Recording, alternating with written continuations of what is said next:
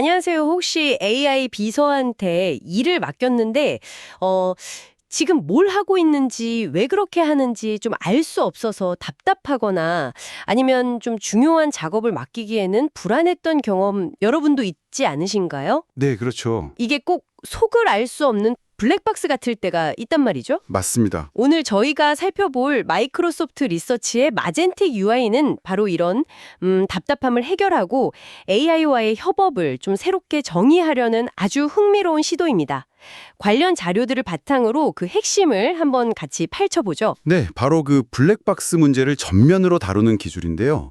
기존 AI 에이전트들은 보통 사용자가 시키면 그냥 알아서 수행하는 경우가 많았죠. 네, 그냥 결과만 딱 보여주고. 그렇죠. 그러다 보니까 그 과정이 좀 불투명해서 사용자가 중간에 개입하기도 어렵고, 가끔은 예상치 못한 결과를 낳기도 했고요. 맞아요. 특히 좀 복잡한 웹 작업을 하거나 뭐랄까 민감한 정보를 다룰 때는 이게 상당히 문제가 될 수 있거든요. 네, 바로 그 지점입니다. 마젠틱 UI는 바로 그 투명성, 그리고 사용자 제어권을 전면에 내세우는 접근 방식이라고 할 수 있습니다. 아, 그러니까 AI가 혼자서 그냥 일하는 게 아니라 사용자와 진짜 함께 일하는 방식으로 바꾼다는 거군요. 정확합니다. 그럼 구체적으로 어떤 점이 다른 건가요? 역시 핵심은 그 인건 중심 인터페이스 여기 있는 거겠죠? 맞습니다.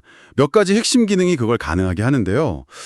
첫째로는 공동 기획, 영어로는 co-planning이라고 부르는 기능입니다. 공동 기획이요. 네, AI가 작업 계획 초안을 먼저 세우면요. 그걸 바로 실행하는 게 아니라 일단 여러분께 먼저 보여줍니다. 아, 일단 보여주고. 네, 그래서 여러분이 직접 보시고 수정하거나 이대로 괜찮아 하고 승인할 수 있게 하는 거죠. 오, 계획 단계부터 같이 하는 거네요. 그렇죠. 둘째는 공동수행, 그러니까 코태스킹이라는 기능인데요. 이건 작업이 진행되는 중에도 AI가 지금 뭘 하고 있는지 실시간으로 볼 수 있어요. 아, 실시간으로요? 네. 보면서 필요하면 잠깐 그건 아니야 하고 개입할 수도 있고 반대로 AI가 좀 어려운 부분에서 막히면 여러분께 이 부분은 어떻게 할까요? 하고 도움을 요청할 수도 있습니다. 와, 진짜 협업이네요. 네. 그리고 마지막으로 중요한 게 행동 보호, 액션 가지라는 기능인데요. 이건 예를 들어서 온라인 양식을 제출한다거나 아니면 중요한 탭을 닫는 것처럼 좀 민감하거나 되돌리기 어려운 작업 있잖아요. 네네, 그런 거 잘못되면 큰일 나죠. 그렇죠. 그런 작업은 반드시 여러분의 승인을 받도록 해서 안전성을 크게 높였습니다. 그러니까 단순히 지시만 내리는 게 아니라 정말 모든 과정을 사용자와 함께 만들어 나가는 방식인 거죠. 아, 그렇군요. AI가 나 혼자 알아서 할게가 아니라 자, 제가 이렇게 하려고 하는데 여러분 생각은 어떠세요? 라고 계속 물어보는 그런 파트너가 된다는 거네요. 네, 바로 그렇습니다. 이야, 이건 정말 기존 방식하고는 큰 차이인데요.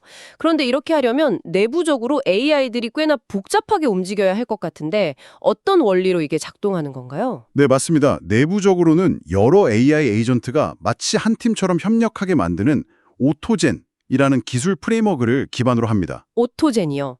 여러 에이전트가 팀처럼 움직인다. 네.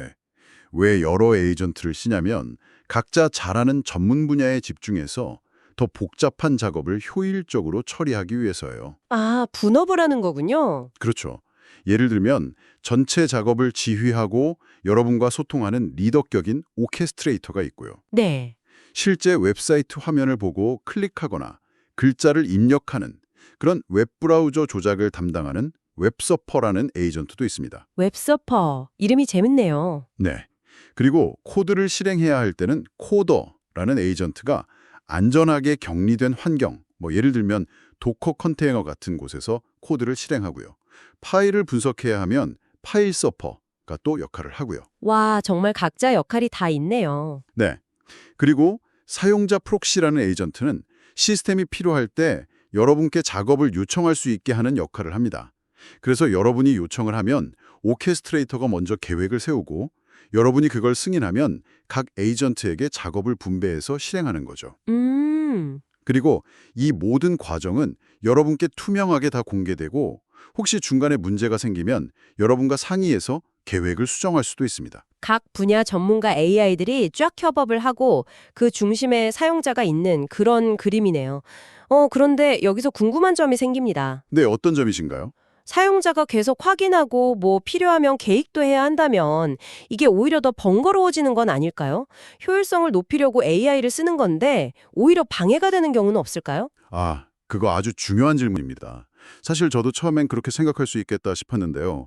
실제로 그 혁보를 검증한 GAI라는 벤치마크 테스트 결과가 아주 흥미롭습니다. 오, 벤치마크 결과가 있어요? 그다지 높진 않네요. 그렇죠. 그런데 놀랍게도 사용자가 약간의 도움만 주니까 성공률이 51.9%로 껑충 뛰었습니다. 와, 51.9%요?